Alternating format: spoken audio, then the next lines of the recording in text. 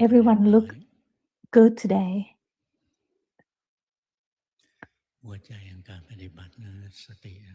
The heart of the practice is sati, or mindfulness.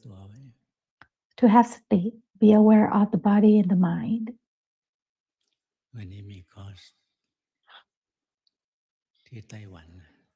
There is a course in Taiwan today. Ajahn Prasan, Dr. Nat, Ajahn Song are there. There are about 200 people attending the course. Many foreigners are interested in Dhamma. They have a more difficult time because of the language barrier. They need translations. Before the Dhamma talk today, there is an announcement. This is just like the back in the days before we can watch this series. The government usually make an announcement.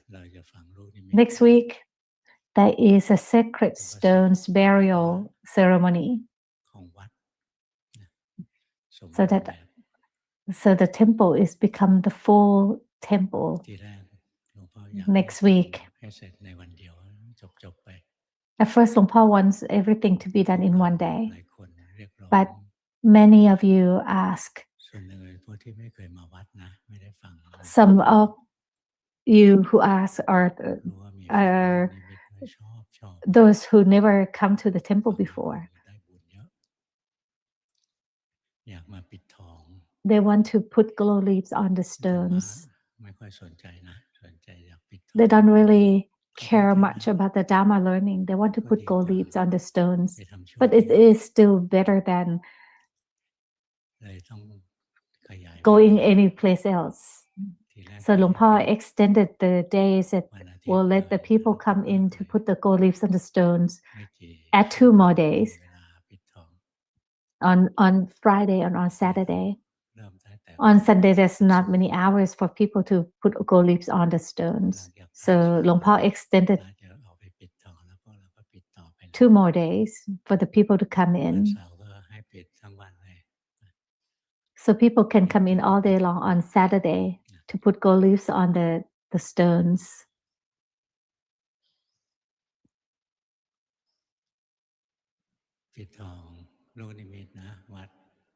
Putting gold leaves on the stones for Thammayutra type of temple, they are different from others.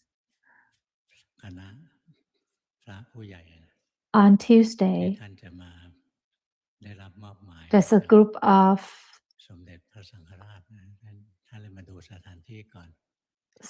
the head of the Sanghas came to visit the temples. They came to visit the temple to see the place first before they come in to head the ceremony on Sunday. They gave a lot of good advices.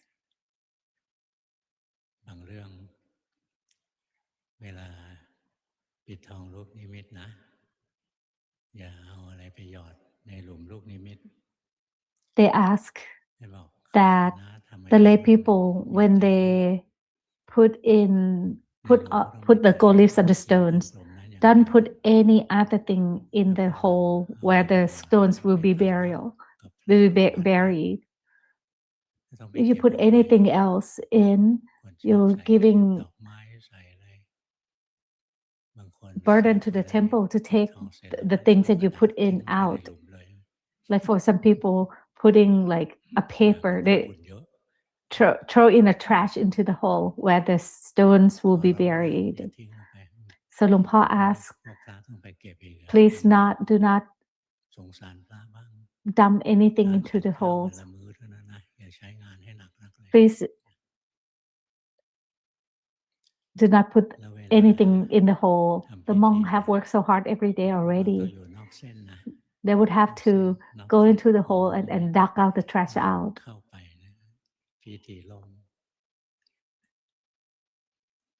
and please remain outside the rope. There will be a rope around the stones. Don't step over the line. พวกเราจะได้ร่มถ้าฝนตกจะได้ไม่เปียกเป็นปาฏิหาริย์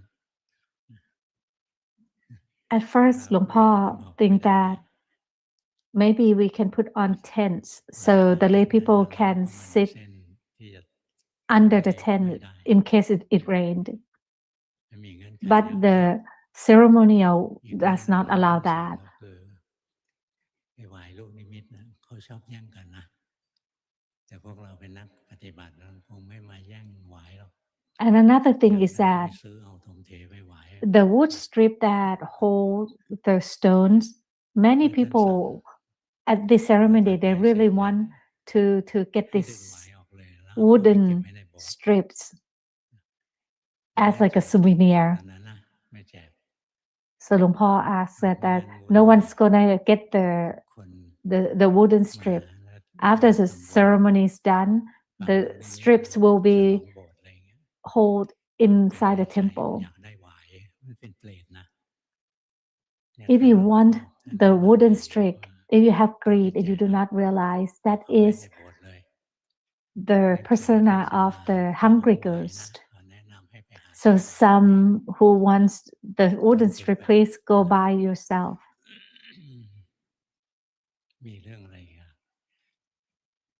Any other announcement? The ceremony will start early in the morning. There will be a Dhamma talk at 8 o'clock. The temple will be open at 6 a.m. There is a short Dhamma talk at 8 a.m. and then by noon,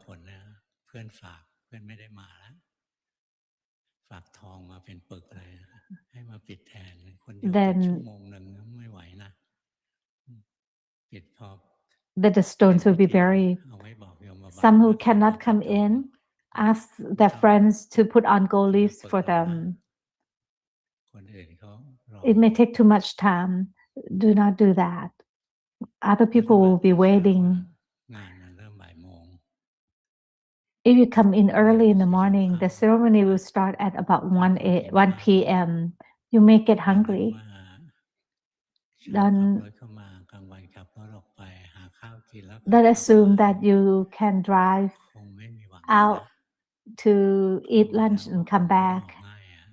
It will be difficult. There will be too many people and traffic. So if you need to eat lunch, bring lunch with you. But do not throw away your trash into the holes where the stones will be buried. You have to help yourself. The temple cannot take care of everyone. There will be too many people. There will be a lot of people at the temple on Sunday.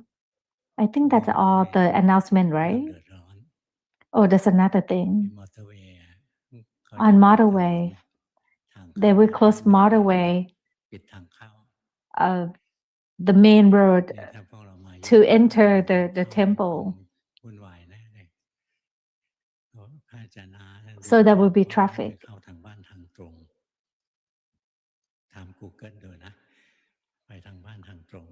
So Pra Ajahn advised that we take a detour to come to the temple. Although it's called the straight road, when you open the Google, there's nothing straight about that road. This is very windy. It is similar to the road, winding road to Mae Hong Son province. But we advise that you take that road instead of the main road. There are quite a few obstacles and Luangpo tried to fix it. One thing that Luangpo cannot control is if it rained. Just think of it as the angels are giving us water. In conclusion, help yourself. This morning, a doctor told me that there's a group of doctors that came in and told Luangpo that lately flu and COVID, they are spreading. So if you are not weak, please stay home. If you stay with a lot of people, if you are not strong, you may want to stay home. And as to make sure, you should wear a mask just to save yourself from contracting COVID or flu. And if you have that, please stay home and you can practice from home. You can watch the event from home.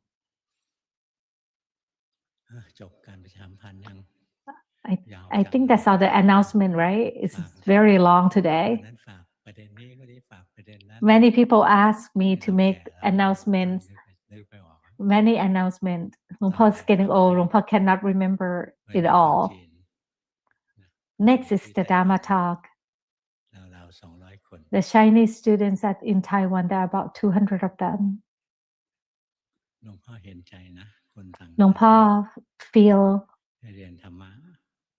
for the foreign students who want to learn Dhamma.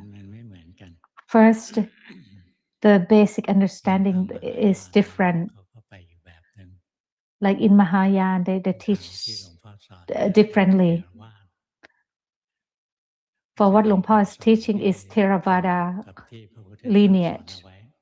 It is quite reserved from the moment of the teaching of the Buddha.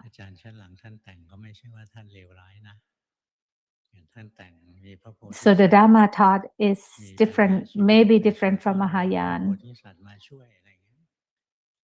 Like those who believe in Bodhisattva.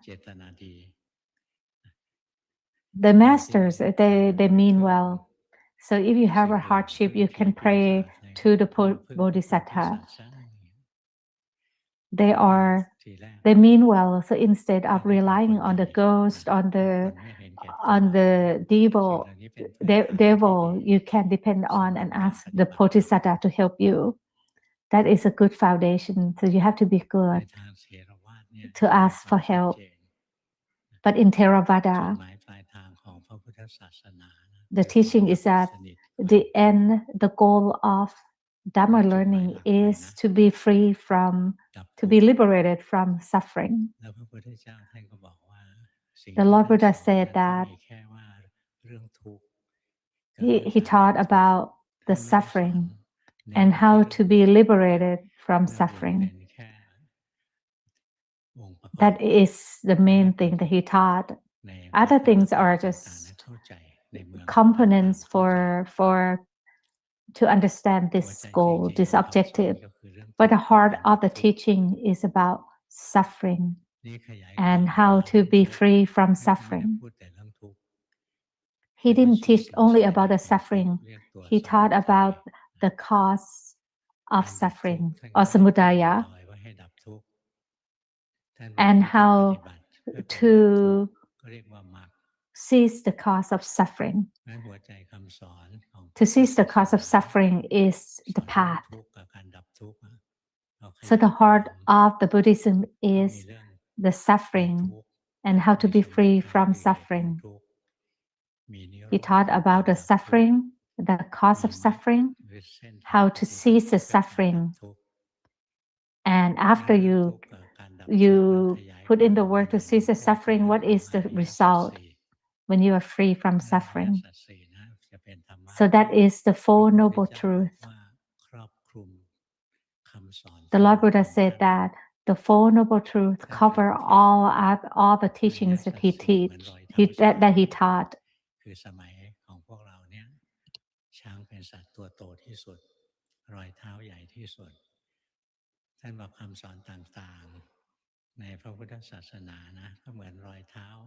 He said that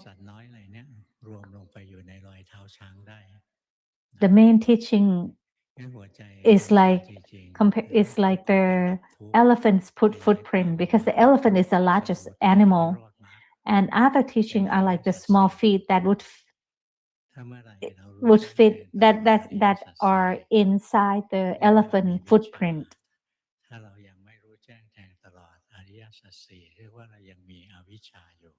If we do not know, see truly of the Four Noble Truths, that means that we still have the wrong view, the misconception. That's why we still reborn. There is still good karma, bad karma, and trying not to make any karma. There is still some doing something. That's why there is existing. Every time that the mind is doing something, the mind suffer right away. And the mind is doing something because we have craving. We have craving because we have the wrong view.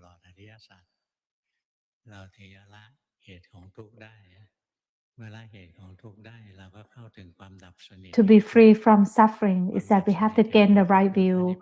When we have the right view, that is when there's the suffering, we are free from the suffering.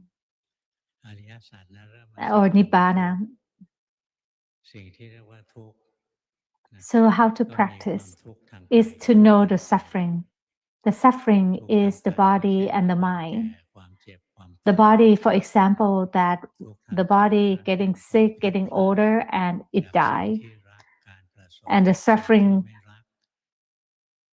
that arises with the mind is that every time we have craving and we are not satisfying the craving, we are apart from the loved one. That is suffering. So the Lord Buddha taught us in detail of the suffering, where it came from. Like if you have a broken heart from your loved one, that means that you are parting from the loved one. If you are out of the job, you suffer because you don't want to be out of the job. You're hoping to get promoted. When you are disappointed, then you suffer. So in life, there's so many ways that we can suffer. In short, it's suffering that comes with the body and the mind. And the Buddha didn't just stop at getting sick, getting old and die, or the suffering with the mind that you are sad, that you are parting from your loved one, that you feel uncomfortable, you feel upset. Those are the suffering. And then he concluded that all types of suffering, in short, in summary, it means because all the five aggregates, they are suffering. The aggregates is called upatakan, or the aggregate. There is another type of aggregate that is supermandate. They are free from suffering. They are free from the world. It's called Lokutara aggregate, or the supermandate aggregate. But the aggregate that we are experiencing now, they are still subject to the three characteristics. These five aggregates, they are suffering. So the Buddha said, in short, these five aggregates are suffering. And then he taught, now that you know that the five aggregates are the body and the mind, it's the physical form, the feeling, the perception and interpretation, the mental formation, and the consciousness.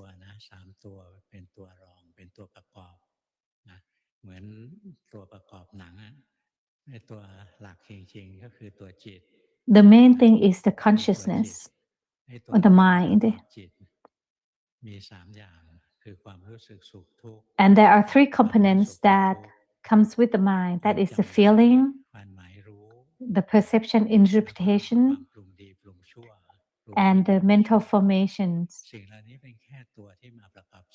Those three components is the components that comes with the mind. But the mind is the main thing. When we are free from the mind, then we are free.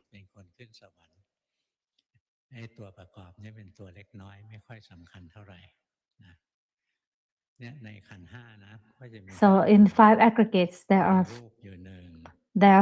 physical form. There are the three components that comes with the mind or the consciousness. This fabrication, this formation that comes with the mind, that makes the mind wholesome or unwholesome. But the main character is the mind. What is the mind? The mind is, it's like a nature that knows the object. The object is something that the mind knows. So the mind is the knower. What does it know? It knows the object. The objects is the physical form and the mental form. Like for example, when you see someone walking or when you hear something, those are the object. Or the smell is the object. Maybe you feel something touching you, touching your body. The thing that is the touching of your body, that is the object. So the mind on its own, by itself, is neither good or bad. It just knows. But the components that kind of analyze the objects that come into contact, the mind come into contact with, it fabricates the feeling or good or bad. But the mind itself is neither good or bad, it just knows. And then the Buddha said, are the five aggregates. Our duty is to know them. Suffering is there. The body and the mind are there. Just know them. Not to run away from them. Not to push them away. For example, this body, it is getting older. It gets sick sometimes, it's aching sometimes, and it will die someday. Can we stop it? We cannot stop that. So the Buddha said, just know the suffering. But most people want to run away, want to push away the suffering. We don't want to suffer. The Buddha didn't teach us that. The Buddha taught us to know them. To know them is to know the problem. When we truly know the problem, without hating them, without trying to fix them. For example, when you're sick, you don't have to hate it when you are sick. The Lord Buddha said to know them, not to run away from the truth, but to learn about the truth, to have sati, to be aware of the body and the mind, know it directly without try to interfere or fix it. Then your mind will see the truth. It will keep seeing the truth again and again until one day it can accept the truth. If you have sati and you know your body, for example, you're sitting, you know so. When you're standing up, you know so. When you are breathing in, breathing out, you are moving, you are stopping. If you keep knowing so of your body often, don't forget your body. Keep being aware of it. And then you will see the truth of the body. Is that it is impermanent. When you breathe in, you have to breathe out. When you're sitting down, you have to move. You have to keep moving. The body that is moving, that the body that is sitting still, they are impermanent. If you are aware of your body often, you will see the truth of the body, that this body keeps changing all the time. Why does it have to move all the time, to change all the time? Because if you sit for too long, it starts to suffer. So you have to move to run away from suffering. When you breathe in, you have if you keep breathing in, you will suffer. So you have to breathe out. When you eat or drink, if you don't go to the bathroom, then you suffer. So this body is full of suffering. It is non-self, is not under our control. Sometimes the body is hot, sometimes it feels cold, sometimes the body is getting older, sometimes it is aching, it gets sick, and one day it will die. There's nothing you can do about it. If you keep learning, observing your body, you will see this truth that the body is subject to suffer all the time. It is oppressed to change all the time. It's not under your control. When you have sati, you are mindful, you will see that this body is subject to the three characteristics. You will see the truth. It is the opposite of what we are hoping for. Like we want this body to stay young. We want this body to never feel aching. We want this body to never die. But the truth is not that. And then if you keep observing, you see that this body is not under your control at all. And it's just full of suffering. Sometimes it suffers a lot, sometimes it suffers less, but it's nothing but suffering.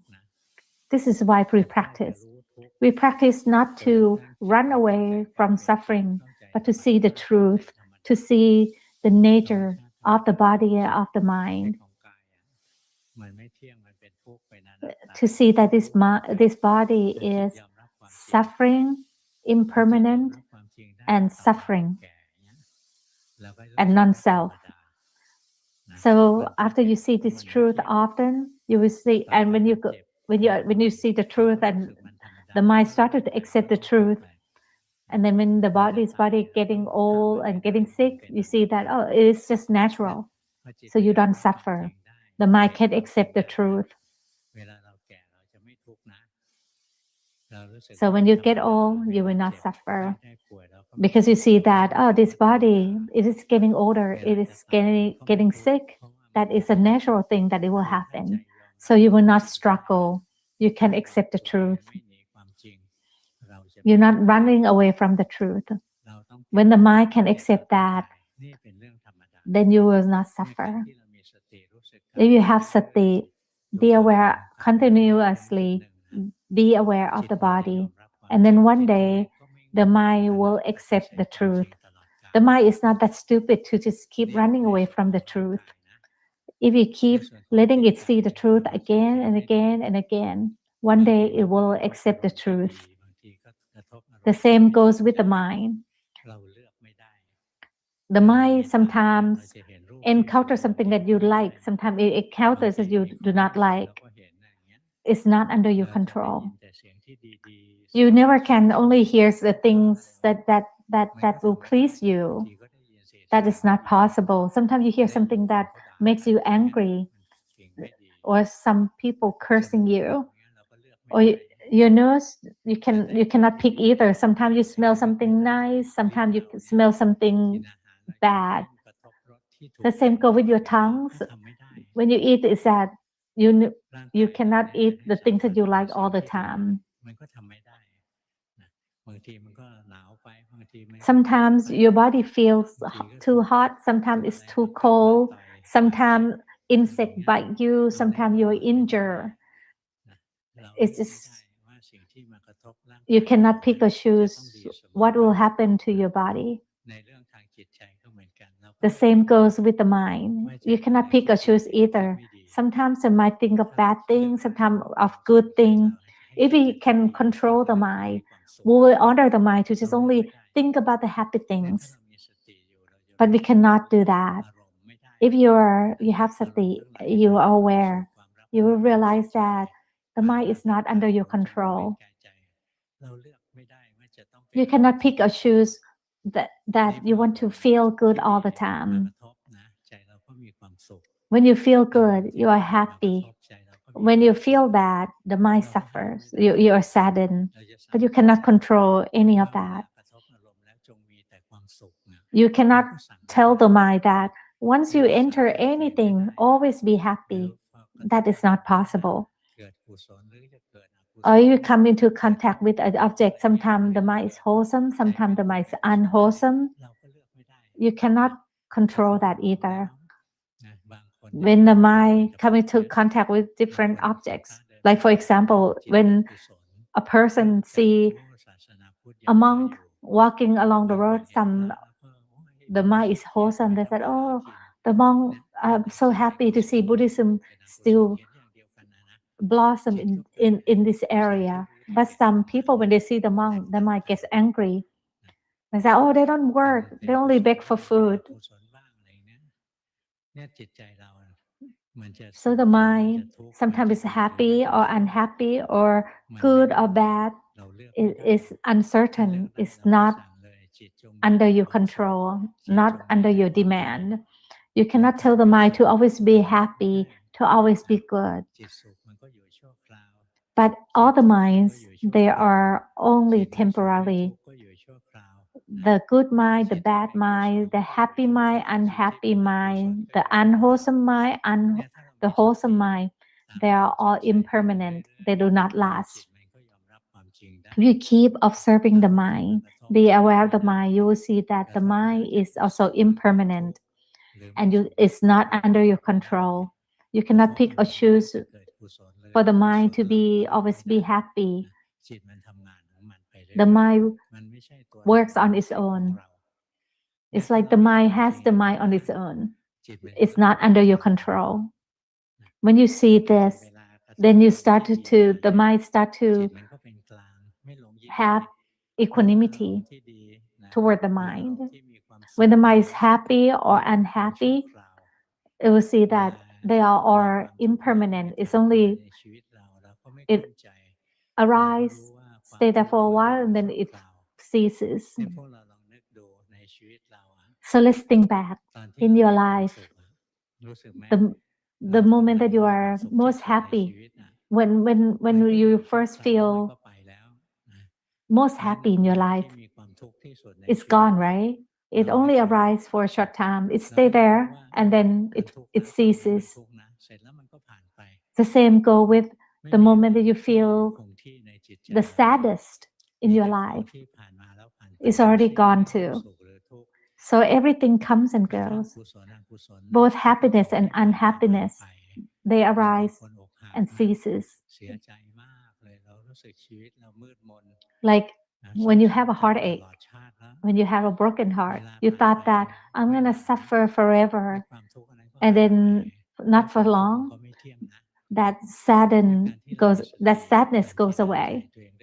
So if you have sati, keep observing your mind and you will see that all type of minds, they are impermanent. The happy mind, unhappy mind, the wholesome mind, unwholesome mind, they are impermanent. They arise and cease. They are impermanent. If you can accept the truth, so if you can accept this truth, if you run into a problem in your life, you will not deny the problem. You said it's okay for the mind to suffer because you have practiced you have been practicing. So we see that this sadden, this worry, it will last for a little bit and then it will cease. It is impermanent. It will come and then it will cease. This is why we practice. We practice to see the truth of the body and the mind, or to learn about the suffering, to know the suffering. If you know the truth or know this body and this mind, when you really see the truth, the suffering that comes with the body and the mind will not bother you. This is why we practice. That is the objective of why we practice. And then Another thing is that one day we will be free from samsara. But at the beginning, you don't have to worry about that yet. The first thing is that to be aware of your body and your mind. For example, be aware of the body. The body is sitting right now. The body is standing up. The body is walking. The body is breathing in, breathing out. The body is eating. The body is going to the toilet. And then after you keep observing the body continuously, you will see that this body is like a machine that you feed in fuel, and then it will let the trash out. It's kind of like we have to eat food and then we have to go to the toilet. So the body is like a machine, like a robot, or like a car that you need to put in fuel for the car to run, and then it will have to let out a smoke out from the exhaust pipe. But after years and years, then the car will be broken. So when you're young, it's like a new car. But after the car is, you ride the car for years, for many miles, and then the car started to break apart. And then one day, this car will be thrown in the junkyard. If you see this, the truth, that the same goes with the body. And then into the body, your mind will not shaken. It will see that this is just a natural thing. You will not welcome the things that come in. When it's happy, it will see that it is impermanent. The mind will become more and more equanimous. The mind will not be shaken. So the mind will not suffer. This is why we learn about the body and the mind. When you see the truth of the body and the mind, you will not suffer. The mind suffer because we crave, we want to be happy all the time. We want this body to be healthy. We want to always run into something that we love, something that is pleasurable. But that is not the truth. The natural things of the world is that one day we'll have to part from the love things that we encounter. After you see this truth again and again, you will see that everything in the world is unsubstantial. We will crave less. We will not wish the body not to get old, because we understand that it's a natural thing. It's a nature that the body will get old and it will get sick and it will die. And when we were apart from our loved ones, we understand that this is a natural thing that will happen. So the mind will not be saddened. We cannot hold on to the loved ones all the time, always. We cannot run into the things that make us happy all the time. When the mind sees this again and again, the mind will crave less or stop craving.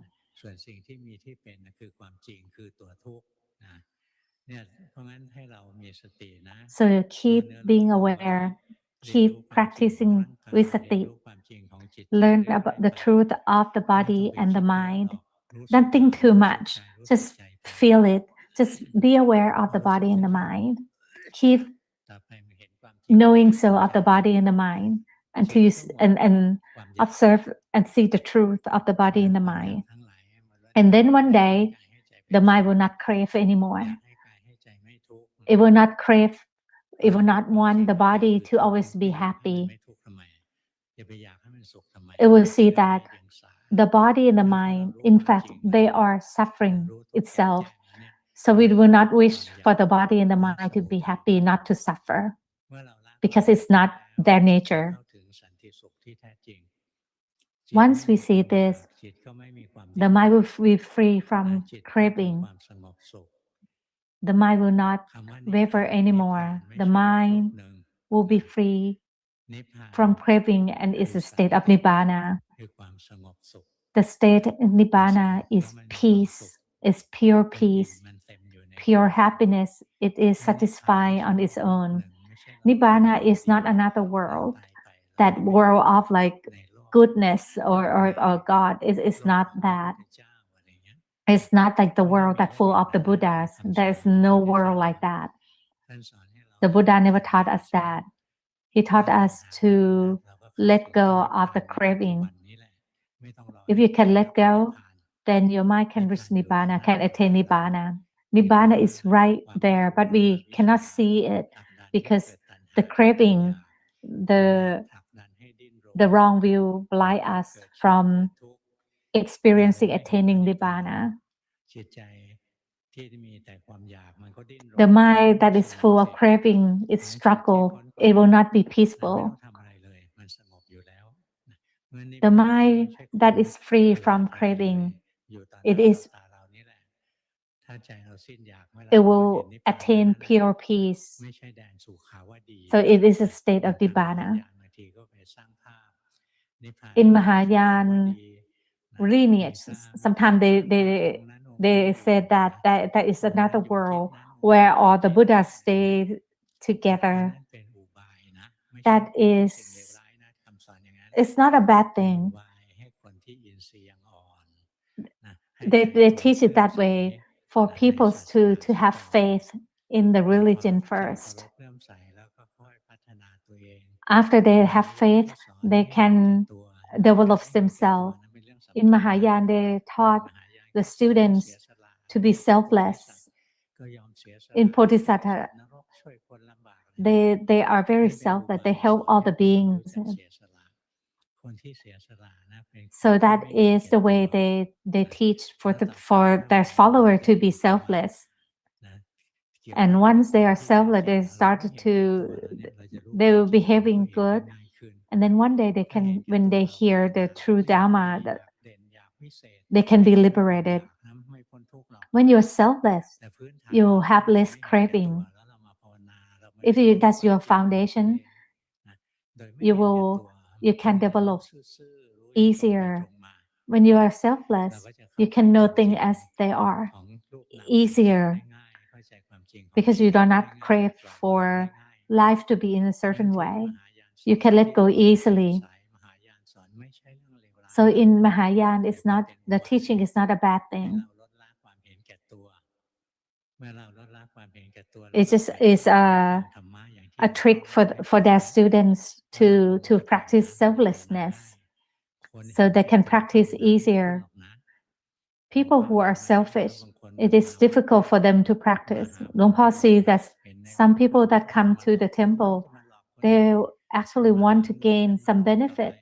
They want to make money when they come to the temple.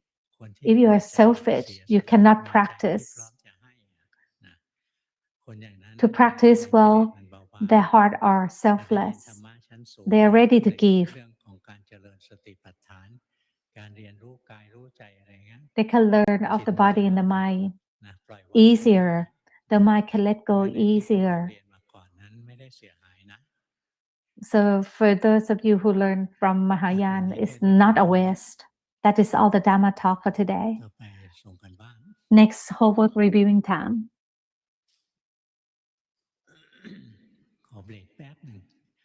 A quick break, please. Luang Por's losing his voice.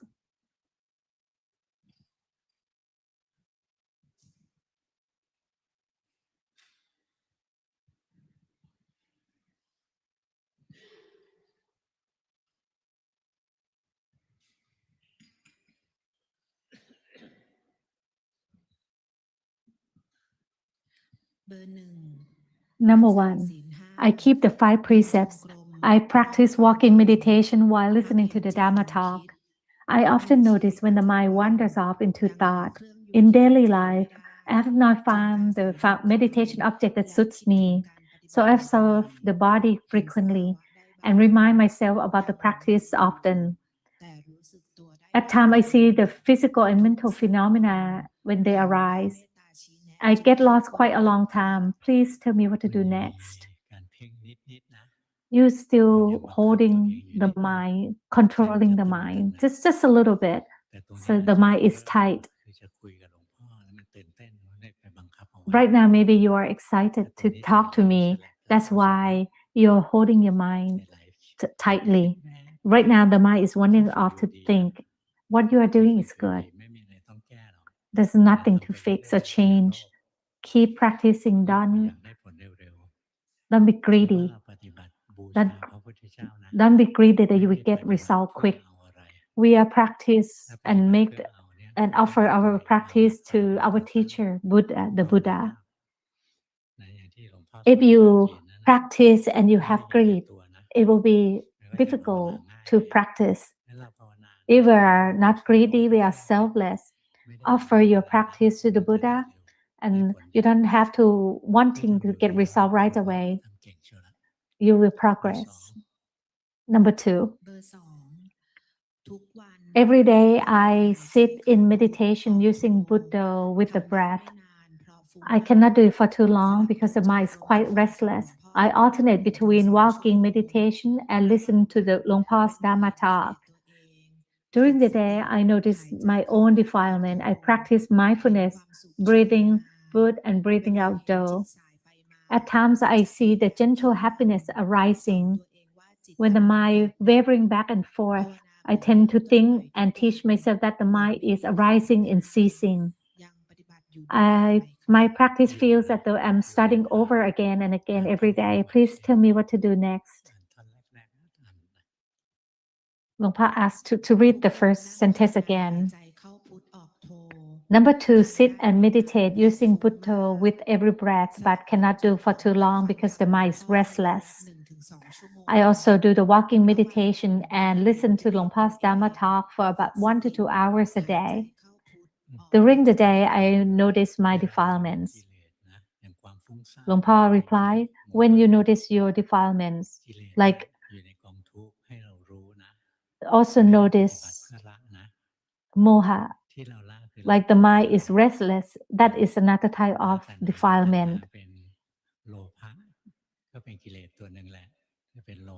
If you want to let go of the defilement, the one thing is greed. So just know it as it is. When the mind is restless, know that the mind is restless and keep practicing. It's okay if the mind is restless or not when you practice. When you practice, you don't have to wish that it will be correct. It will be peaceful. Know it as it is. Keep practicing. When you see the phenomena or the phenomena that you do not like, don't hate them. And you can observe the unpleasurable phenomena and see if they are permanent or not. Number 3, I keep the 5 precepts.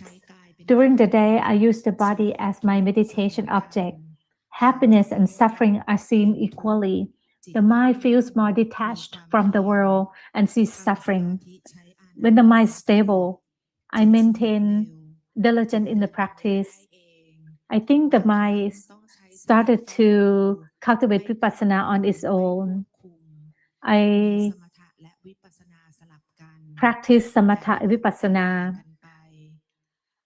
Every day is different. Whenever I encounter a problem in my practice, I find guidance and a way through the Luangpa's teaching. Please tell me what to do next. What you are doing is correct, Luangpa replied.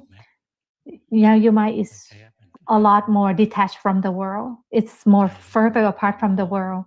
The mind is lightened, brightened. What you are doing is correct. Keep practicing. Number 4, the mind does not have much strength and tend to lose the energy easily. It sinks into dullness, often feel subdued and weary of the world. It's not very bright or joyful. I keep returning to the body and try to be aware. I try to know the breath and try to know when the mind has wandered off. I listen to Luangpu's Dhamma talk regularly, and it gives me encouragement to continue practicing. I chant and sit in meditation every day. I keep observing my own mind. When I think, speak, or act, I try to see what is behind it. May you give me some guidance, please? Luangpa replied, what you are doing is good. Keep practicing. There's nothing to fix. Keep observing. Number 5. I practice walking meditation for half an hour in the morning and in the evening, and I also listen to Luangpa's Dhamma talk every day. During the day, I use the task of portioning and packing snacks as samatha practice. I am not able to go to the temple. Please tell me what to do next. Luangpa replied, when you are portioning and packing snacks, use that to practice. When your body is working, just keep being aware of that. When your mind wants the job to finish faster, know so. When you are practicing well, when you are happy, know so. What you are doing is good. Packing snacks, see the body moving. See that this body that's moving is not us. It's like a robot working, and your mind is seeing the robots moving, working. When the mind is happy, unhappy, know so. Number 6. In formal practice, I sit in meditation. My work requires a lot of thinking, so the mind is lost in thought for almost entire day. Sometimes it knows quickly, sometimes it knows slowly. I use body movement as my meditation object. I keep observing the mind frequently. I like to think until I become exhausted. Only then, that's when I stop. I begin to see the mind flowing out through the 6 sense spaces. During the day, I feel a heaviness in my chest. Sometimes I feel a rapid sharp pain. I'm not sure if it's this negative energy. Please tell me what to do.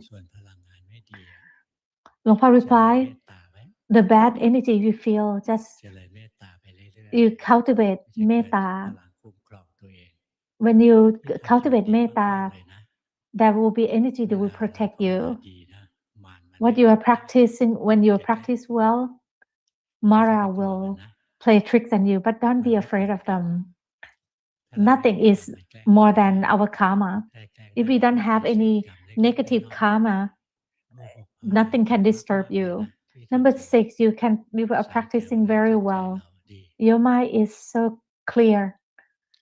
You have a good mind. Right now, the mind is lost. Number 7. When I practice, I tend to control the mind because I want to be good. The mind does not have much strength and tends to be restless and caught up in thought. When I observe the body as it moves, walk, stand, sit, and lie down, I keep knowing so. Sometimes I know so, but other times when I run into other people, I blame others or blame myself. I try to listen to Luangpa every day. I tend to keep my precepts well and observe my body more. Please give me advice. What you are doing is good. Stay with your mantra, or you can evolve more. Don't hope to get results. Offer your practice to your teachers to see the body move, see the mind changes all the time. What you are doing is good. What you are many of you ask, how come I don't have a lot of mental strength? When you started, that happens to everyone. Think of if you have a tank, a water tank. If you have many holes on the tank, as you put in water, the water will seep down through the holes. And you complain, when is my bucket going to be filled? The holes comes from all the 6 sense bases. The holes are the eyes, the ears, the nose, the tongue. So if you're aware, when the mind is wander to the eyes, no so. When the mind wanders to the mind itself, no so. That is, you are blocking the water from seeping out from the holes, and then the holes will get smaller and smaller. And when there's no more hole, then the bucket will be full. But if you have a lot of holes, every day you will feel exhausted. And you try to pour in water into the bucket more and more, but the water keeps seeping out. So you have to plug the holes. To plug the hole is to be aware. No so after when the mind is at the ears, no so. When you're tasting something, no so be aware of that. No so be aware when the mind is with the eyes or when it's lost in thought. That is mean conserving your body and your mind, and then you will regain more mental strength.